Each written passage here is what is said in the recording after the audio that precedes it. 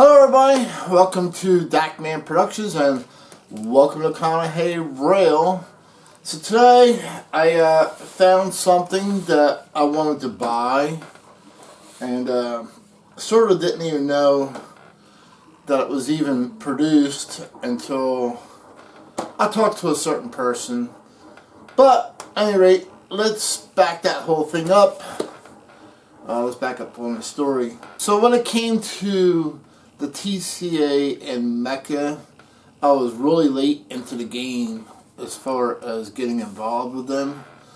Only because of all the stories that people were telling me. There's just a club full of grumpy old men. You don't want nothing to do with them. So when I got in the O-Gauge in 2015, that's what I heard. Those are the stories I heard. So I didn't. I listened to people, and I shouldn't have. Because,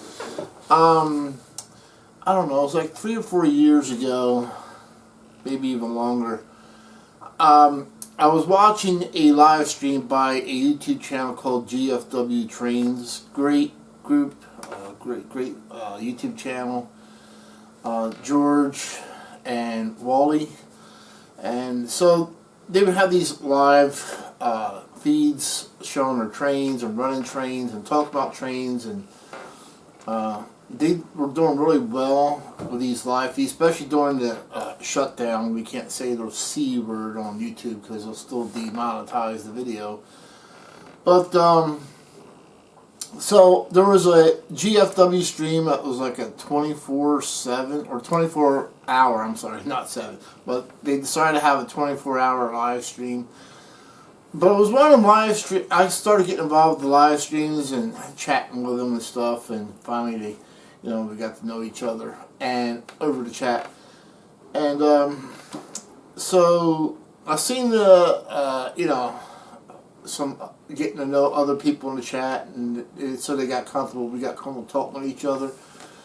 And one chat came up or one live feed came up where Stu was on there. I had no idea who he was at the time, and Stu was talking about the METCA show, and I had no idea what that was.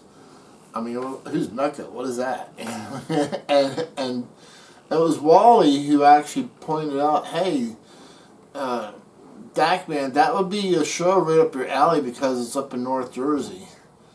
And I'm like, well, what show is it? And METCA. So I looked up METCA and found out it was the Metropolitan Division of the TCA. Now, I'm not going to lie, at first I was like, oh, I don't know about this. And I'm like, well, from my understanding, the TCA doesn't allow videos at their shows. And Stu's like, no. I mean, you come and film the show, we'd be happy to have you. So I did my first show. Really wasn't sure what I was doing at that first time. So the first video, I thought to myself, at now looking back on it, the very first video I did at METCA wasn't very good. So I retuned myself, because I always learn from my mistakes, and I retuned myself for the next one, and I did much better. But once I met Stu and the METCA people, I'm like, the stories I heard were untrue. These people were great, and I actually made a lot of friends from the METCA show. And that's what kicked off my involvement with METCA and the TCA, because after, talking with Stu and getting me introduced to other TCA members, I'm like, I'd be interested in doing a TCA show or York event. So they had me do some other videos to see what I could do. Started doing more interviews because they wanted to, because at that point in time, 3 or 4 years ago, I wasn't doing a lot of interviews, so they wanted to make sure I could do them, which obviously you guys know I can do now.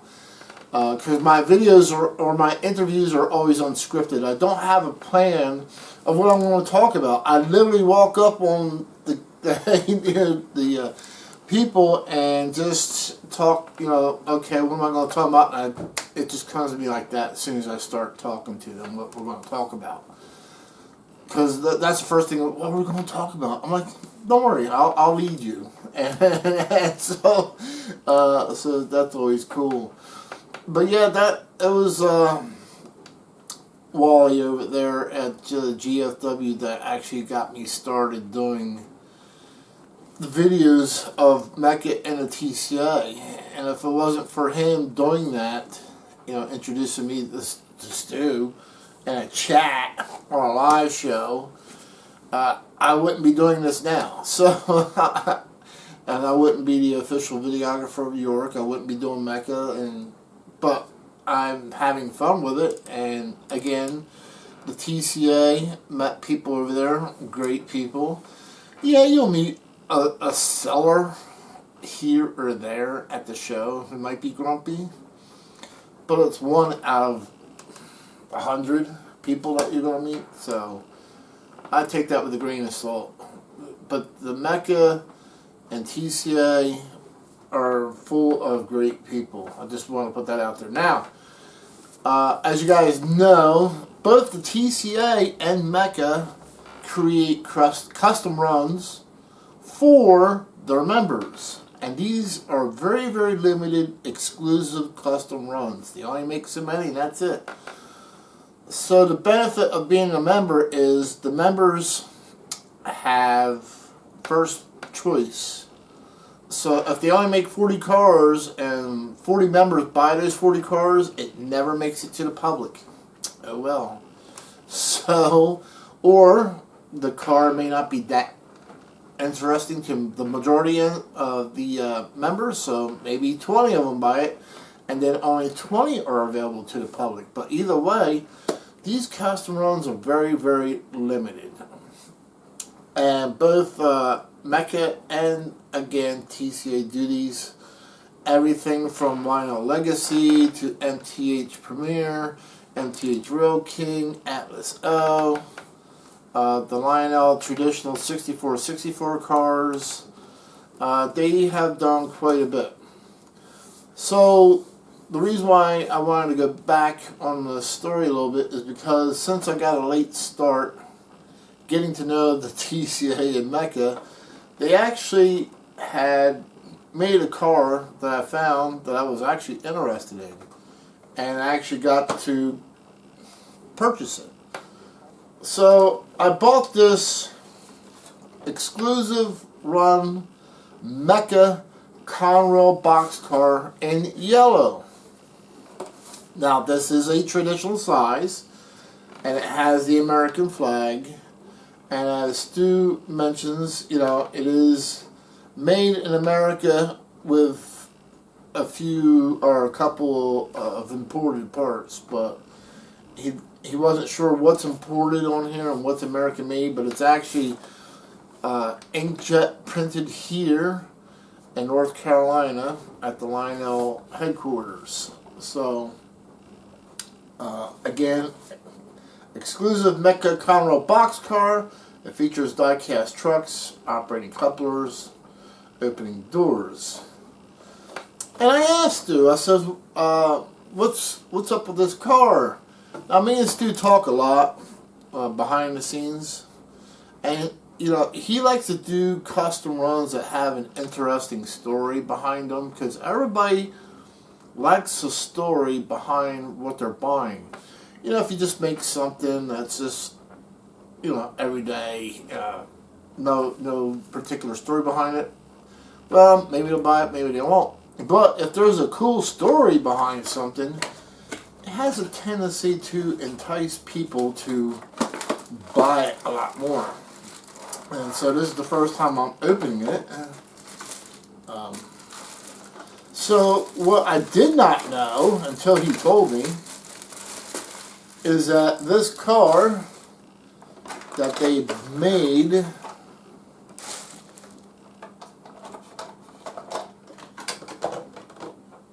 okay, here it is out of the box. He told me they actually went onto the internet and he was just scoping through different cars and he found this Conrail boxcar number 360602. So 360602 is indeed a real Conrail boxcar. What I didn't know, looking at the pictures and, you know, all that stuff, is that they actually made it with 2 different colored doors. And Stu was the one who told me this. He says, Sean, on one side is a yellow door. He said, on the other side of the boxcar is a brown door. And he says, it's really prototypical. And that story is what made me buy this car. Now, I know what you guys are thinking. Sean, this is a traditional car. You got a high rail layout. You run all scale stuff. Well, you guys forgot. I actually have 3 layouts. You guys see this high rail layout behind me all the time in this video. However, I do have a traditional layout as well. And this is what we'll run this on the traditional layout. So we'll get this car on the track and we'll talk about its history, because that's just as interesting as what Stu told me about having the 2 different color doors. Now, was this common practice? Why would Conrail have 2 different doors? Well, let's find out. Okay, so we got the boxcar on the track for everybody to look at. Nice opening doors. This is based on a 64 boxcar once again. So, I mean, it's not the best detailed car. It's got the molded in ladders and stuff, but for those who are used to the MPC era 97 or 9400 boxcars, or 9700, I'm sure Stu will correct me after this video. But it's basically the same as those as an MPC era car. So that's okay. I mean, it's just a cool car to me. I wanted it because it was painted, or actually inkjet printed after the real thing.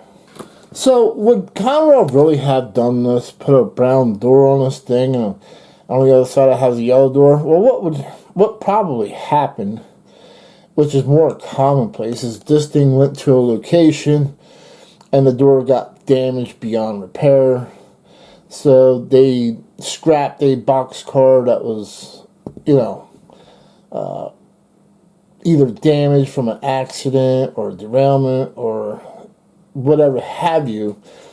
So what they would do is when they scrapped the boxcars, they would always save the doors off of them. And this probably came off of a brown boxcar that was scrapped. Now, the Conrail really do boxcars with different colored doors purposely? Yes. And I'm going to make a separate video on that. I'm not going to include that here. I'm going to make a whole separate video on the Conrail boxcars that they purposely painted the doors a different color and why they did it. So as I mentioned before, Conrail had different classes of rail cars. Each rail car had its own class designation. So the true boxcar was class BE55E. And from what I can tell, they were mainly former Erie Lackawanna cars.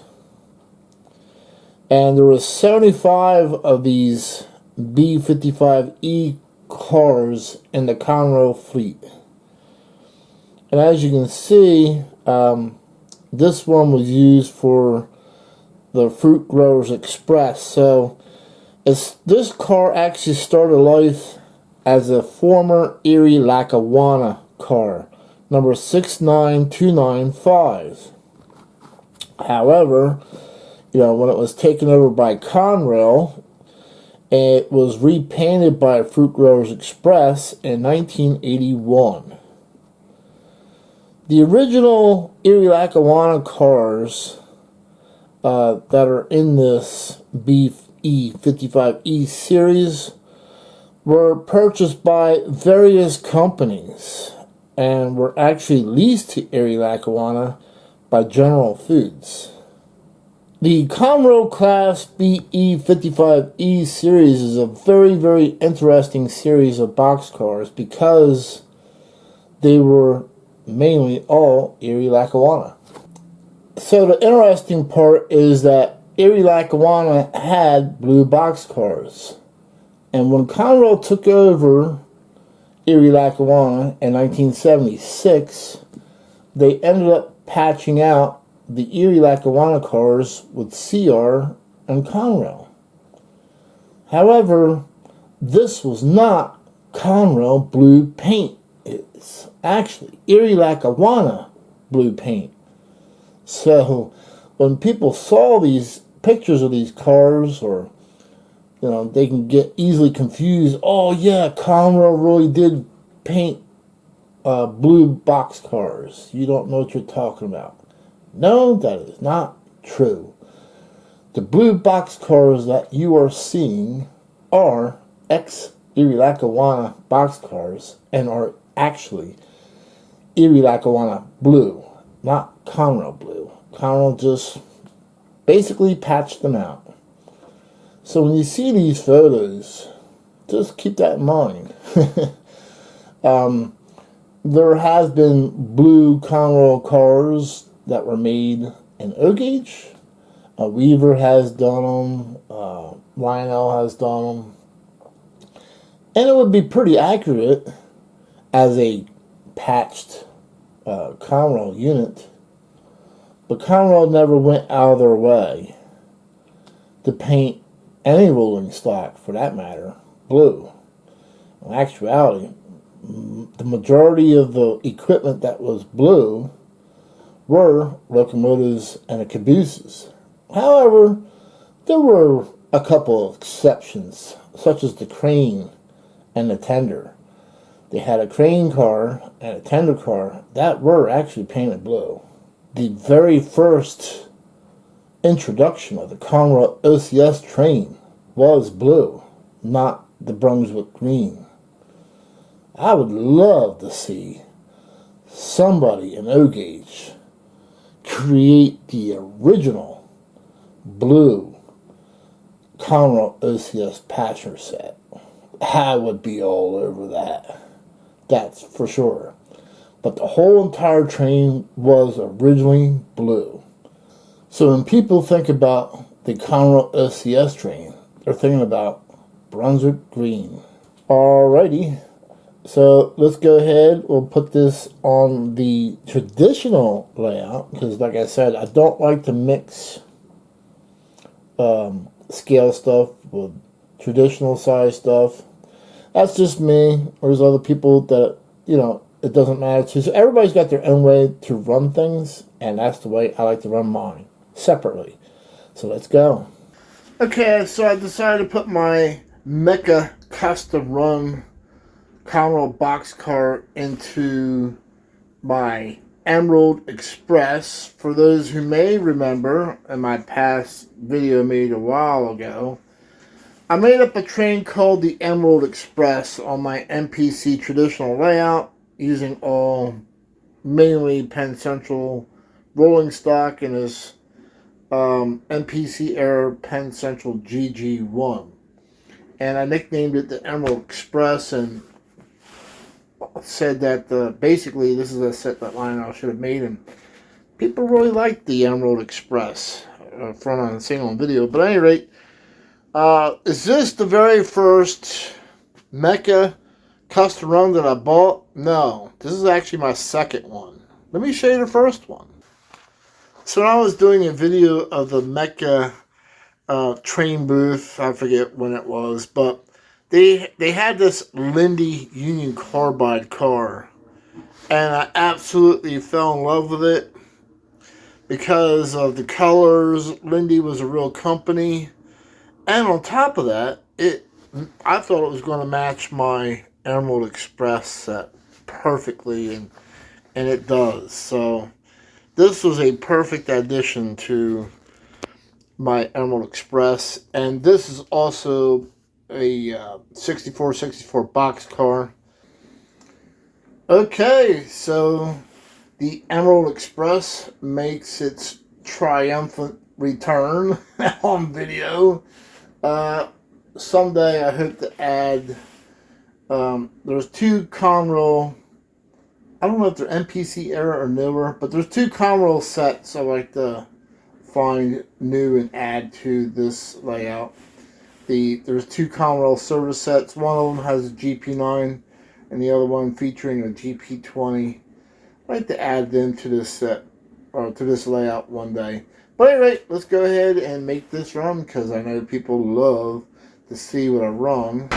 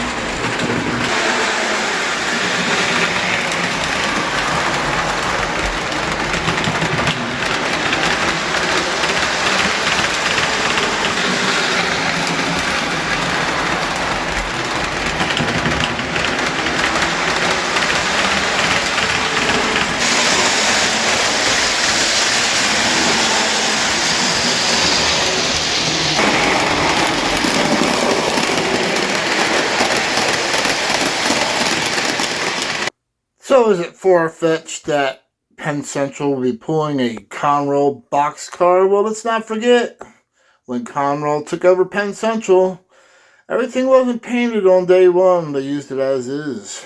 And it even took a while to get everything patched. So even patching didn't show up for a little while. So, yeah. Besides, this is a traditional layout. We're supposed to have fun and a little bit of fantasy. Won't hurt anybody. So once again, I hope you learned something. Hope you like the history behind that boxcar. Stu, thank you very much for creating that wonderful boxcar and telling me the story behind it. Make sure you guys keep your eyes out on the METCA website. And, you know, he's always come up with new ideas, new product to introduce to people. Most of them have a unique story behind them. And if you want to, you know, meet Stu, he's at the METCA show. He's usually at the Edison show, the TCA York show. And for those who can't go, you can go back and watch my interviews with Stu. And he explains the product very, very well and tells the stories behind them. And he's very good at storytelling, as people would say. But it's been great working with him. I'm so glad to have had the opportunity to, you know, to work with him and show off his product, and I think they do a wonderful job. But anyway, we'll see you guys at the next train show. We'll see you trackside. Goodbye.